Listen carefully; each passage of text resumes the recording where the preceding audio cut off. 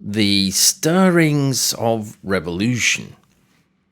The essential ideas of cognitivism probably grew out of the clear contradiction between the concepts necessary to develop the computer and the basic principles of behaviorism. Computer scientists, for example, had no problem designing and building intelligent machines based on goal setting and goal following, while behaviorists denied purpose to human beings. Essentially, behaviorism created peace in the mind-body wars by effectively banning mind and consciousness from scientific and philosophical debate. Incredibly, this prohibition lasted for approximately 50 years, perhaps because of the conjunction of behaviorist ideas in psychology with the logical positivist movement in the philosophy of science. Behaviorism began to crumble for two main reasons. Firstly, the rise of computer science and information theory meant that behaviorism's prohibition against unobservable inner constructs was challenged to destruction by the practical approach of the system engineers designing and building the new computers. Secondly, and perhaps in response to this challenge, several behaviorists, most prominently Clark Hull, tried to smuggle mental states into behaviorism, disguised as various forms of internal behavior or predispositions. These were very elaborate and cumbersome. In addition, this was an affront to the general disapproval of theorizing among behaviorists.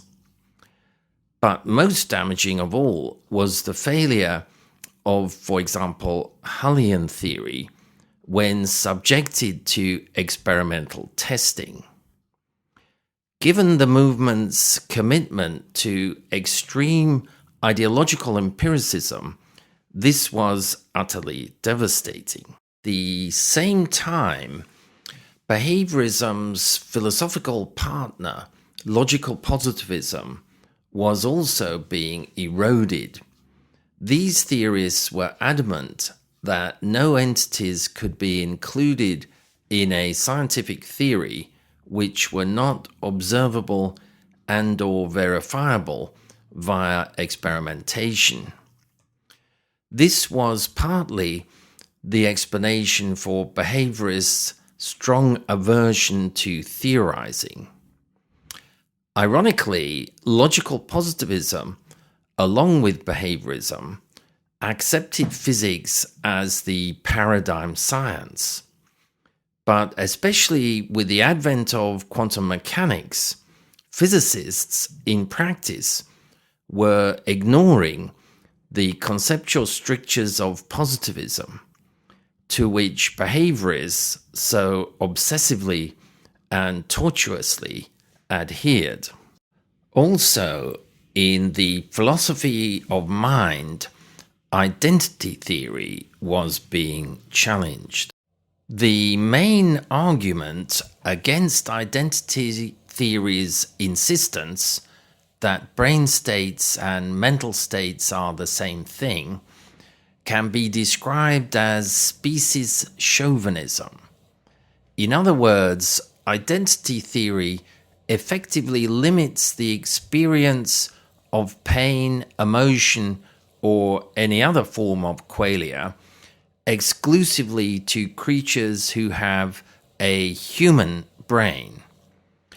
Consequently, the possibility of qualia, in any sense recognizable to us, occurring in any non-human creatures, such as the higher primates on Earth or any extraterrestrial species, no matter how intelligent, was by definition ruled out.